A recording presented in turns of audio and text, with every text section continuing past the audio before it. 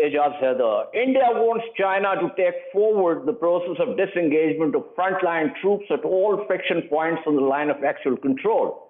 This was stated last Friday by India's Ministry of External Affairs spokesperson at a regular press briefing. His point of reference was the drawdown on the northern and southern banks of February. But they've been unable to make progress on disengagement at other friction points in the subsequent military and diplomatic talks. During a phone conversation on 26 February, India's External Affairs Minister S. Jaishankar and his Chinese counterpart Wang Yi agreed to establish a hotline but were unable to reach common ground on ways to take forward the de-escalation process. The disengagement of frontline troops around Pangong Lake was followed by the 10th meeting of senior military commanders on 20th February. The meeting was followed, as I said earlier, by the call between Jaishankar and Wang Yi, and that call was followed by a virtual meeting of the Working Mechanism for Consultation and Coordination on Border Affairs on 12th March. To discuss this further, I am joined by Cheng Xizhong, a former senior colonel in the People's Liberation Army. During service, Colonel Cheng served as defense attaché in South Asia, including in Pakistan. With him is Pravin, author of several books and editor of Force magazine. Colonel Cheng, let me begin with you.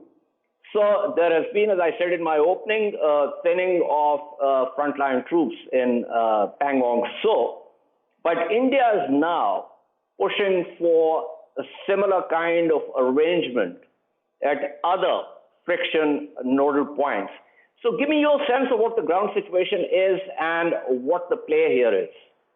It's on the way to normal. First of all, I would like to express my thanks for inviting me to participate in the discussion on this issue. And I also would like to take this opportunity to express my sincere thanks to Pakistani friends for the continuous and close attention for regional peace and stability.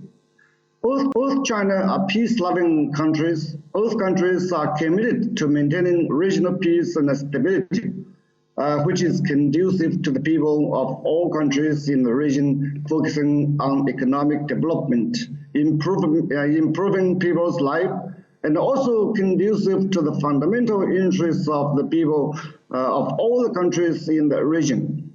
And my concept is that, if both China and India have developed, that means there is an objective reality. Both China and India have the political will to solve the border issue. So far, the two countries have held dozens of rounds of negotiations and reached agreement on the political guiding principles for solving the border issue.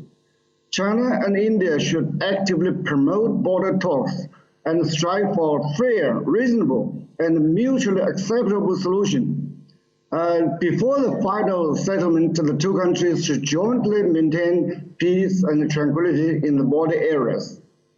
The China-India relations are multi-level and need to be viewed comprehensively rather than only in one part. The border is not the whole of the bilateral relations. It should be placed in the proper position in the bilateral relations, and differences should not turn into disputes. The experience of the past few decades has repeatedly proved that highlighting differences will not help solving problems, but also erode the fundamental foundation of mutual trust. So normal bilateral relations is conducive to enhancing political trust, mutual trust between the two sides, and creating favorable conditions and atmosphere for solving this border issue. So far as Pangong area is concerned.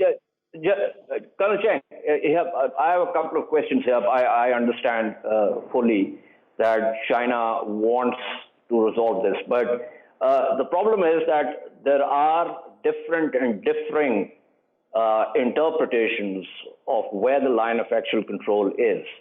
And that is what has created the current friction. And that is why, despite the diplomatic, military, and political talks, we still have a problem there. So in addition to giving me the sense about the current situation in Pangong, Please also give me a sense of China's interpretation of Indian actions.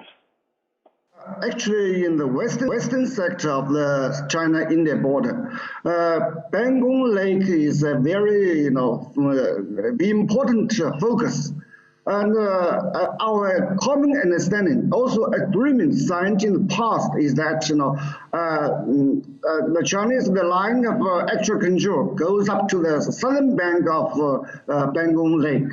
That means the whole lake belongs to China. And in the past year, the Indian troops illegally crossed the line of actual control and even crossed the Pangong Lake to come to the northern part. That is a very serious problem. So we have to push them back. And right now, let's see, the troops of both sides have disengaged. That means the Chinese side has withdrawn from some places of northern bank, and the Indian troops have also withdrawn from the southern bank. So let's keep it open. If that can be kept open for a long time, then there will be peace and tranquility. But I'm worried, in the future, especially as the weather getting warm. The Indian troops might come to the southern bank of Pangong Lake again. Then we have to push them back because this is territorial sovereignty. And even 1 inch of the Chinese territory cannot be touched by the Indian side. So this is the situation. So right now, I think the situation is going in a good direction. If India means what they say and they do not come to the southern bank of the Pangong Lake, then we will have a peaceful situation there. Right. Now, one other question before I go to Pravin Sawhney. China has, at the highest political level, immediately after India's 5th August 2019 decision to change the status of Jammu and Kashmir, China's Ministry of Foreign Affairs had issued a statement saying that China rejects this idea of, turning Ladakh into a union territory. So give me your sense of what China's position is on this issue of union territory of Ladakh. This is, a violation of the agreements signed in the past. Because in the past, we have already agreed on the issue of line of actual control. And then, India amended the constitution. They established a province, that is Union Territory of Ladakh. That is the root cause of the problems. But so I wish India will cancel this announcement of the Union Territory of Ladakh. Because the Union Territory of Ladakh, they would like to establish such an administrative region at the Chinese side. So how can you accept? This is the root cause of the problem. So Union Territory of Ladakh is the root cause of the problem. Let me pull in Mr. Sawhney here. Mr. Sawhney, you've heard Colonel Cheng give us a view or an overview of what the Chinese position is. I want to get your initial thoughts with reference to what Colonel Cheng has said, and then we can get into some specific questions. The first thing is that actually not many people know that in 2020, there was a lot of trade between India and China. For example, right now the trade is $87.6 billion US dollars, and out of this, India did export of $20.8 billion, which was 16% more than the last year. Now coming to the question of the boundary question, why it is important for India. Why the boundary question is important is because the technological and the military asymmetry between the two countries, this is growing at a very rapid pace. So the fear in India is that at some stage it will be extremely difficult to take on the PLA, and hence India feels that there is a need to resolve the border at the earliest. Now the next thing what Senior Colonel Cheng said was about what the next thing to be done. So in my sense is where things are stuck basically is that the Chinese side is saying that you abide by the consensus that was reached in Wuhan between President Xi Jinping and Prime Minister Modi, which was primarily that there should be cooperation between the two countries. So, as the senior colonel has rightly pointed out, perhaps one of the reasons is making Ladakh as a union territory, drawing the administrative boundary to it, which is unacceptable to China. Plus, I would also add that China sees that instead of cooperation, which was the underlying theme of the Wuhan understanding, they see that India is ganging up against China. They see Quad, they see the Indo-Pacific strategy, then they see more and more military interaction and collaboration between India and United States. So this they see as a nullification of the understanding at the highest level. And this is where, in my sense, right now everything is frozen in the Western theater. Nothing is moving beyond Pangang So, because this issue has to be resolved. As you rightly pointed out, now there is a hotline also between Wang Yi and Jay Shankar. So perhaps this is what they are discussing, that how can we find a common ground in this area before we proceed further with the disengagement. Thank you. Right. Sunny, I'm happy that you pointed to the broader picture.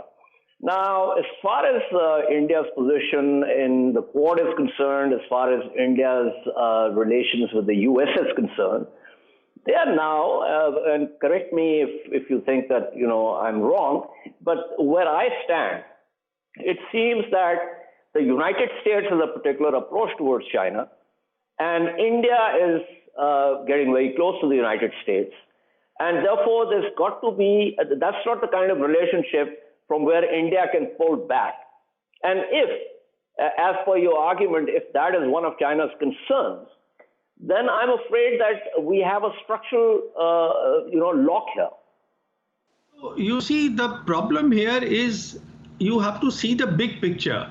The big picture is there is now a geopolitical struggle going on at the global level between China and America, and at the regional level between China and India. So this is where the things are.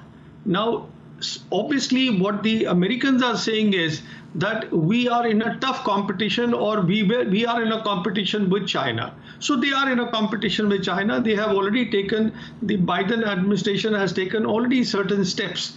And what is this competition about? The competition basically is about the disruptive technologies. It is about leapfrogging into the industrial age. So you see, this is where things stand right now. So certain things are being denied to the Chinese, or so the Chinese feel that they are being denied certain things which will help them in artificial intelligence, in other disruptive technologies. And they are talking of peace and progress through this going to the industrial revolution, the industrial age. Sorry, the industrial revolution, which is artificial intelligence based, the fourth revolution. Now, insofar as India is concerned, the big problem here is, so I feel from the Indian perspective, India basically is quite worried about the grown national power of China. And after that, we've had this border problem also. Now, border problem has come as a bolt from the blue. It has come as a big shock to the Indian government, to our diplomats, to our military leaders. It was absolutely unexpected. Though I agree with the senior colonel that perhaps they had their reasons to do this, what they have done. So this is where things are stuck. How does Wang Yi and Jay Shankar move forward? How do they reclaim, or how do they get back that Wuhan understanding? This is, I think, the big picture where things are stuck. Right. So at this point, let me bring back Senior Colonel Cheng here. Colonel Cheng, you heard Ms. Sawhney. He has also given us a broader picture, which pulls in the United States, US-India relations, India-China rivalry or relations, call it what you will. But there have been certain positive developments also. For instance, this Pangang So agreement. Then there has been an India-Pakistan ceasefire along the line of control. And despite that earlier sort of, slanging match at Anchorage in Alaska, China and the United States have resumed a strategic dialogue. So do you think that these developments can actually sort of dilute the negativity in these relations all round, or do you think there is a structural lock, as I said, and we are now condemned to have some kind of conflict? I'm positive. I'm happy to see the new developments. We have resumed strategic dialogue with America, and India, Pakistan also have some positive signs. They've agreed to have ceasefire along the line of control and also other sectors. And in the last 1 or 2 years, America is quite active in South Asia. And they would like to have India to come in the same group against China. That is the dream of America, of the American side. But I strongly believe that, I'm happy to see good relations between India and America. And India, I wish also India would have good relations with all the world powers. So I believe the Indian foreign diplomacy is quite independent. They have their own foreign policy because India is a big country, is a big power in the region, and but the relations between India and America should not hurt the interests of the third parties. That is a key issue. So I wish, I do not believe India will come to the American, side do something against China. So I wish India will be clear on this point. And at the same time, I wish that India will have good relations with all the, big powers and the regional countries. So the development is quite positive, and between China and India, there is a very high consensus between the leaders of the two countries, and I so wish the two countries will adhere to the consensus, and in the future the relations will be on a positive way. But though as I observe India, though last year there was serious pandemic, and actually the situation of COVID-19, as the Indian friend has said, the bilateral trade volume still has maintained at high level. So actually China, India, so far as economic cooperation is concerned, we have a lot of things we can do. And China, India, I remember about 40 years ago, we were at the same level. But after 40 years, the Indian, total GDP is about 1/5. The head GDP is also 1/5. So with this kind of situation, because China has capital, has technologies, right, and India needs development, so we can have very good cooperation. Though India has done, so many things to restrain the cooperation, but actually in the last year, the economic trade, was at high level. Right. Now, good intentions aside, I've been, monitoring, obviously it's an occupational hazard. I've been monitoring the Chinese press and analyses, and a couple of themes come out in terms of, India's trying to be a regional hegemon, India's territorial expansionism. There's also a lot of talk about the ultra-nationalism or the right-wing nationalism under this BJP government. Now, once you wed that to what the Chinese position has been on the line of actual control, and this goes back pre-1962 war between India and China. China had a claim line, the 59 claim line. Give me your sense of that claim line. Where does it lie? And has China actually reached that claim line? We have so many lines between China and India. Those to take this small part, then a lot of lines of actual control were created. So this is the situation. And after 1962, and there was a good development. With much efforts of both sides, we have maintained peace and tranquility, generally speaking, for 60 years. So that is, the achievement of the two countries. So for the last 60 years, though there were some, clashes, confrontations, but generally speaking, the border has been maintained peaceful and quite tranquil. And so far as, the disputed areas are concerned, actually, the main problem is in the eastern sector because more than 90,000 square kilometers under the Indian illegal occupation. In the central part, there was a small dispute. And the western part, actually, we do not have dispute. So this is my point. So we have to go ahead to solve the problem, but I stress here, the border dispute is only a small part of the bilateral relations. We have to look forward. We have to look strategically, pay more attention. What is the most important for China and India? I think the development. Because we have so many poor people, we have to take care of the common people's life. That is my point.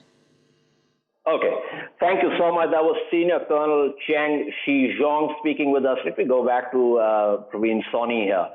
Ms. Sawhney, the 1959 claim line, clearly, anyone who's even taken a cursory look at the history and the run-up to the 62 war and thereafter, knows how important that claim line is. So give me your sense of, have the Chinese reached that claim line? Has India tacitly accepted that claim line? What exactly are your thoughts on that? You see, 1959 claim line of China, at most of the places, they have reached that. So that is one. That is in the Ladakh crisis. So that they have reached. Just a few places are left, and which is where now the talk is going on to create no patrolling zones. You see, they are being created, so they will be sort of no man land that will be created.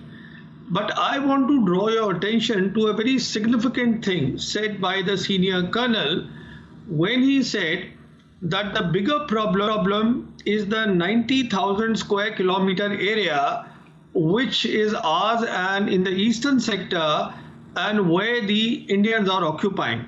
You see, this is the problem. The problem is very simple when you see from a military point of view and the Indian perspective. After Ladakh, the big worry is that as the military balance gets more and more skewed, then what stops the PLA from wanting to reclaim physically the 90,000 square kilometers? And it is so much of land that no nation can barter off this sort of land for peace. Having said that, I agree entirely with the senior colonel. In fact, this has been my consistent position that we need to have cooperation with China. China is a very important country. I have gone to the extent of even thinking and saying that we need to reconsider the Belt and Road. We should understand what it means for our region. We should not be, ostriches just looking things today. Let's try and see how things will pan up 10 years from now. That is about the time we have, in my estimation. You see, so what is this Belt and Road Initiative? What is the Digital Silk Road? What it can do in our region? What it can't do? These are very important issues. And this can only be understood properly if we have a dialogue with China at all the levels. But we must also understand that there is a dynamics of military power at play, and we must also understand, when I say we, I mean India. India should understand that when the Chinese are claiming openly 19,000 square kilometers, then to say that the border will be resolved will not happen. So we have to, and yet I agree with the senior colonel that the border cannot be our entire relationship. So we can keep that aside, think what we can do. This is for the Indian side to strategize, which can be done. But at the same time, I think we should adhere to the Wuhan cooperation. Cooperation with China is extremely important. Right. Sawhney, I'm joined by Dr. Kamran Bokhari, who is Director of Analytical Development at the New Lines Institute. Kamran, I'm going to come to you, but let me first ask another very important question from Mr. Sawhney, because I know that he's been talking and writing about it for the last year or so.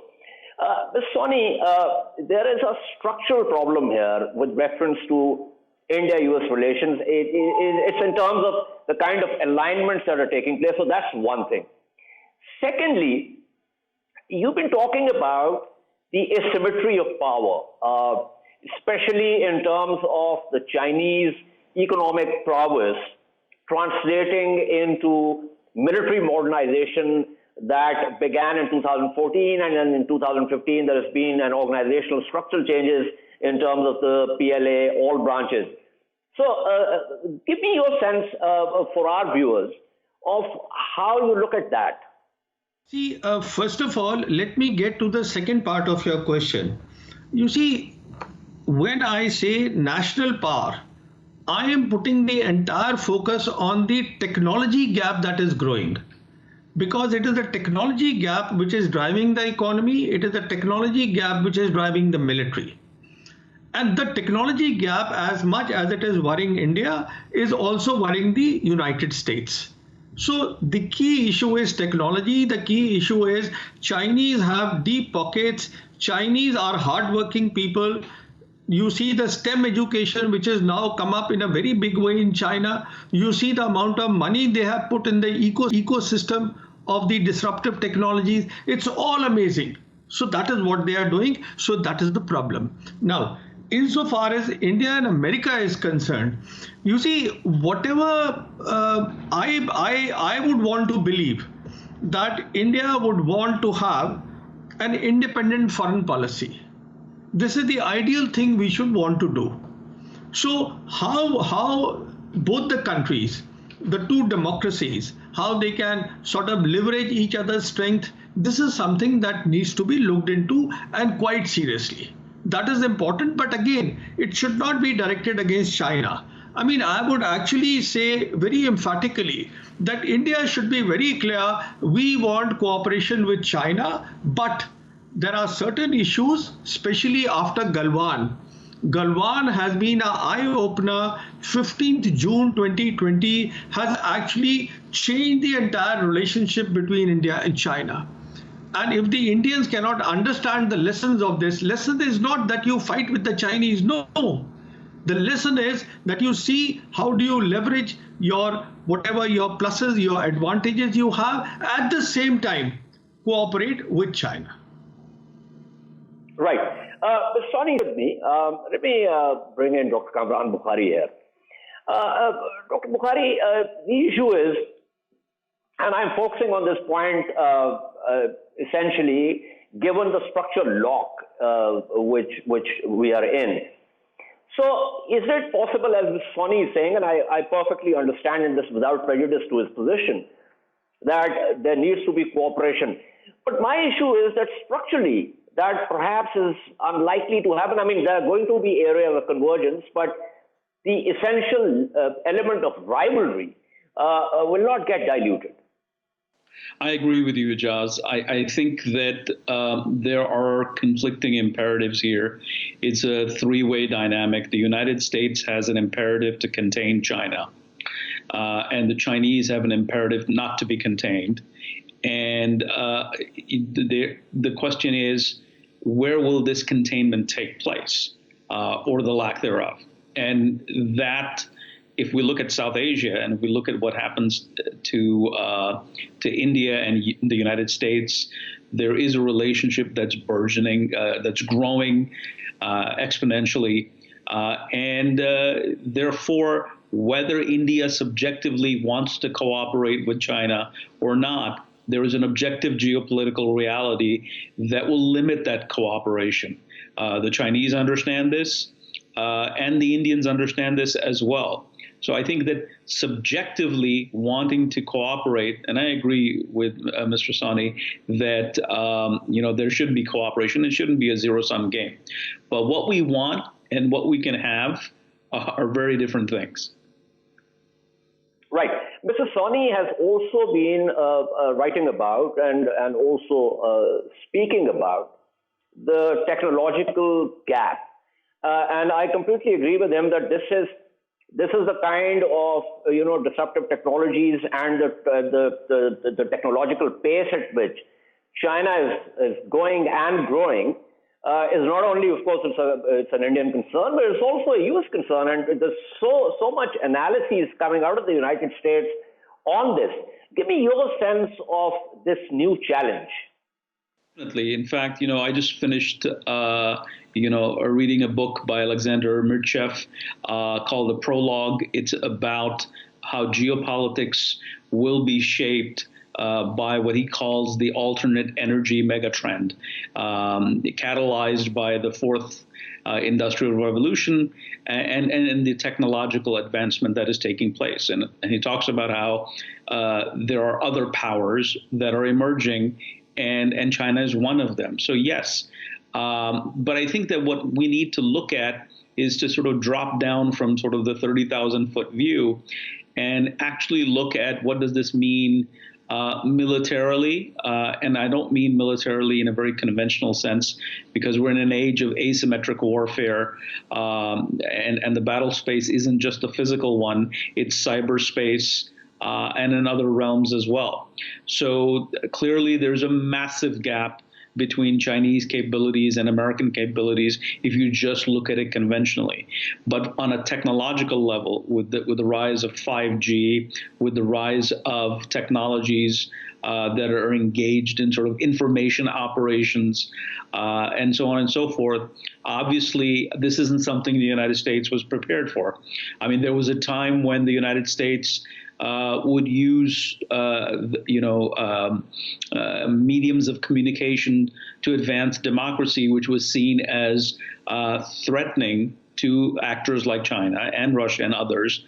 But in the last decade, maybe, if we just go back to the beginning of the social media age, these very autocratic states have used those same channels of communication to actually, preserve their interests, preserve their autocracies, and actually, create chaos or sow confusion about democracy itself in the West.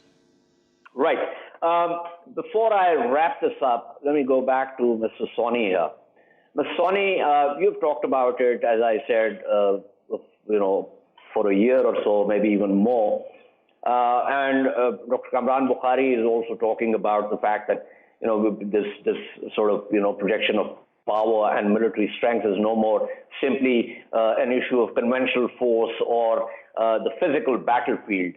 So from that perspective, give me your sense of where do you find disparities between the Indian military modernization and Indian military power and the Chinese?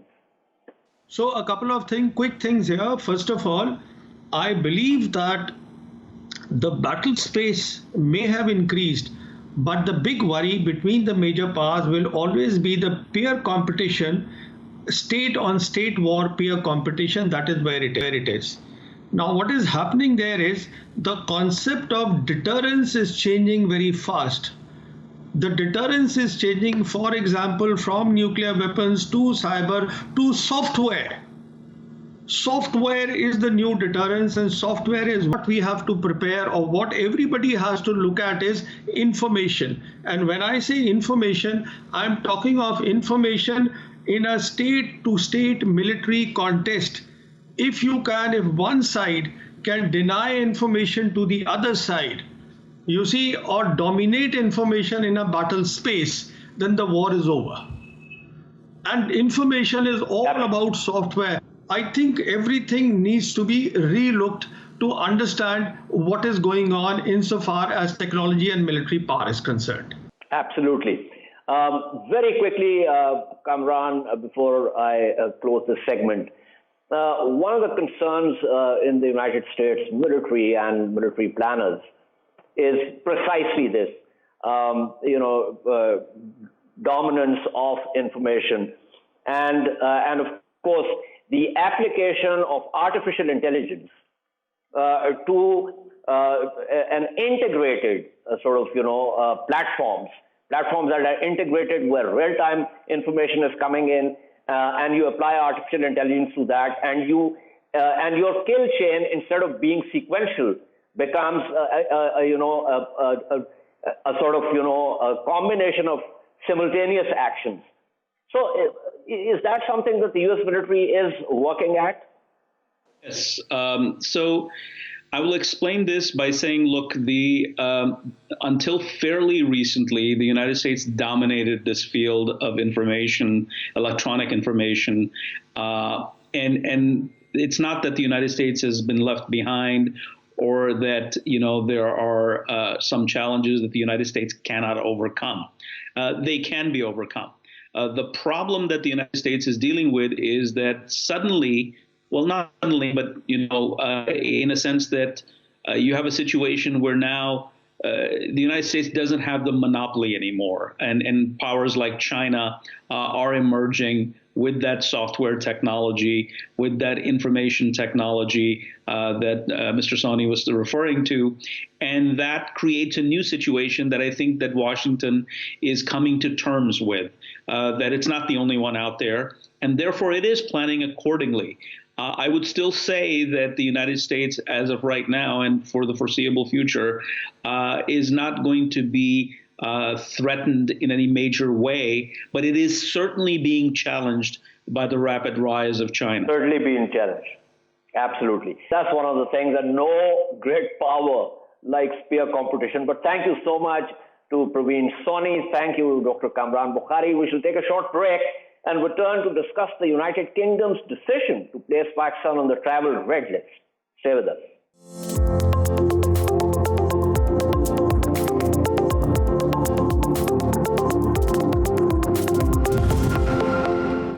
Welcome back to In Focus. A British Labour MP has criticized the UK government's decision to curtail travel from Pakistan in view of COVID-19 cases.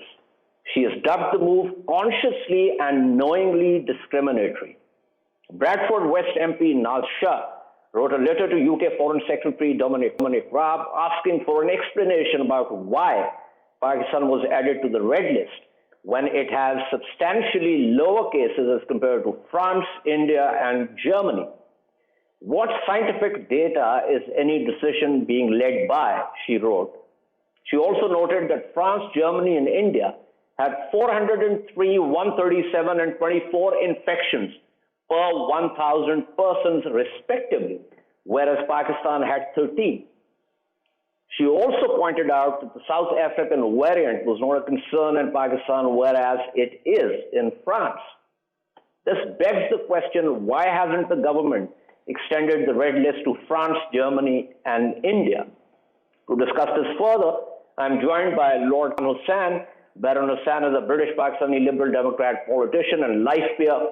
With him is Dr. Samia Altaf, Professor of Practice in Public Health at the Lahore University of Management Sciences. Baron Hussain, we know that there is a lot of politics. There's a lot of politics with reference to vaccines also. But what exactly do you think might have prompted this decision by London to add Pakistan to the travel list when, as MP Naz Shah pointed out, scientifically, this was nonsensical? On this particular issue, which is a very serious issue, as you know, Britain has gone through a huge peak, and we have lost as many as 127,000 people due to this pandemic. And our daily death rate exceeded 1,800 at one point. And the government has been criticized in the past for not taking prompt actions comparing to some of the other countries in the world, and the government was being blamed for so many deaths. So now the government has started, outrolling these vaccination, as well as putting restrictions locally as well as nationally and international travel in order to control this virus. As much as I am furious, I am angry, I'm disappointed that this action of government of actually putting Pakistan into red zone or list. But I have to say that the British public can see that the actions of the government have actually worked, and now we are down to, from 1,800 deaths per day, we're down to 10 deaths a day, which is a significant achievement. And the British public is supporting all the actions, whether some of them are, are questionable, why they put certain restrictions on certain towns, certain countries. However, as far as the British public is concerned, they are thinking that the government's actions are actually working. But what we have to see is, because I'm a Pakistani Kashmiri origin, I have lots of friends and relatives who are affected directly by this decision, and I'm very worried about Ramadan is also coming, and if they are going to be asked to or forced to be quarantined in hotels, whether there will be sufficient services available for them for Sahri and Iftar, and also the heavy fees or charges that they will have to pay. These are and what is the criteria for putting Pakistan into red list? That's precisely the question that Nasha asked.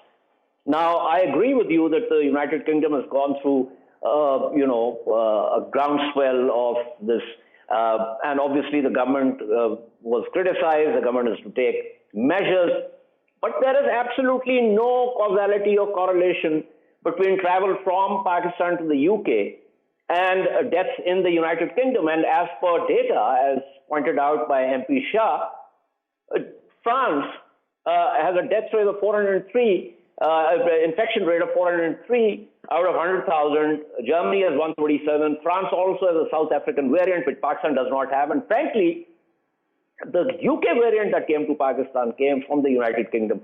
So it seems to me that there is enough room here for MPs to agitate this issue, just like MP Naz Shah has done. Let me come to that point. What I'm saying to you is, I am, mindful of asking questions when we will go back from recess into the House of Lords next week, because at the moment there are Easter holidays, and those MPs who are writing letters, I'm not sure whether they will get any response any sooner. And what I intend to do is raise these questions. What is the criteria for putting countries into red list? And are our policies consistent? And if they are, then I'll be asking questions exactly the ones you're mentioning, about European countries, some of the European countries who have far higher rate of infection in their countries, and yet they are not on the list at all. But these will be the questions that I'll be asking, hopefully directly to the ministers when we get back on the 12th of this month. As soon as the first opportunity I get, these will be the questions that I'll be raising with the ministers, and also of the ability of the people to pay for these charges. I mean, why didn't we go for cheaper options? For example, if we have to get people to quarantine, well, not everybody will be able to afford £1,750 for the quarantine. We could have gone for a cheaper option. And then there are many people who will not be able to afford to pay straight away. I mean, I would argue that it needs a much longer period to option to pay back these charges. So there are many questions that I will be certainly be asking. I haven't got no answer at the moment, but what I was trying to do in my initial statement was to put things in perspective, that we had a very serious issue which we have dealt with, and there is a third wave on the way in Europe. In many countries, there's a third wave already started, and we want to prevent that third wave coming to UK. And therefore, I would say that I will be raising my concerns, but at the same time, I would want the government to take all the necessary action that they need to, but they have to be consistent with their policies. Absolutely. Good luck with the questions, and let's hope that this decision can be reversed, because clearly, as far as data up until now is concerned, it makes no sense. But thank you so much. That was Baron Hussain speaking with us. Let me pull in Dr. Samia Altaf here. Dr. Altaf, we know that it's not just about healthcare. It's not. There's a lot of politics involved. We've seen that with vaccinations, whether it's the Chinese Sinopharm or it's the Russian Sputnik 5. So give me your sense of how you look at this decision by the UK government. Ijaz, I find this a very, very distressing situation, because I do feel that people are continuing to suffer unnecessarily. But having said that, I feel that, all countries have the authority and the right to make decisions about themselves, and governments make those decisions to keep their own citizens safe. And so if British government has made this decision, they must have some reason for making that decision. I think it is important for us, for our authorities, to find out what that reason is. There's a speculation. I'm part of certain groups, certain webinars. There's this speculation that, the countries that make these decisions look beyond the actual numbers and actual statistics, and they look at what is happening in the country. And there has to be a trust factor, which is very important. And both of those two things are a little bit iffy in Pakistan. For example, people who are looking from outside into Pakistan can see very clearly that there is really no coherent plan, and that there doesn't look like there's going to be a coherent plan. So who knows what's happening? Now there's a third wave, and there is this mutant virus that is coming. Somewhere there are lockdowns, somewhere there are no lockdowns. So it looks like nobody knows what's going on. There's a lot of ad hoc piecemeal stuff going on. The number two element, which I think is very important and which is usually overlooked, is a matter of trust. There is evidence that Pakistanis who go from here with a negative PCR, they 48 hours later tested when they arrive in UK, their PCR test is positive. I have heard anecdotal evidence of people who say, well, if you want a negative, I had to travel, so I got a negative PCR test from somewhere or the other. I mean, who knows? I don't know whether that is true or not, but I've heard many, many people say that. In fact, somebody said that to me, if you want to travel, so, that can be facilitated. No, but Dr. Altaf, so you're the expert, and I might be sticking my neck out, but the fact is that the PCR test always has a certain percentage of, whether it can't be 100% accurate. So there is always a possibility that one gets, for instance, I know of people who got tested not once, not twice, and I'm talking about New York, and both the times the tests were negative. And yet the person actually suffered from COVID-19. So I think that is something which cannot be made the basis for this kind of decision. I quite agree with you that the PCR test is not conclusive either for one being negative or one being positive. However, it boils down again to a trust factor. And I think, without knowing, I would really love to be a fly on the wall where somebody asks the British government these questions: that what are your criteria? Because we have a large population of Pakistanis who contribute to the British economy. So what is the reason? But I do say that there is a trust factor, and also there is a lot of negative impression about Pakistan's efforts to control the virus. Even that is frankly something that should also have pulled in India into this equation. But I agree with you. I mean, it's about trust. It's about a lot of politics, and it's also a lot about geopolitics. But thank you so much. That was Dr. Samia Altaf speaking with us. This is all from In Focus tonight. We shall see you tomorrow at the same time. Keep following our latest updates on social media at indus.news. And as I said last week, also given the third COVID-19 wave, both in Pakistan and across the world, stay safe and follow the non-vaccine safety protocols. Good night and goodbye.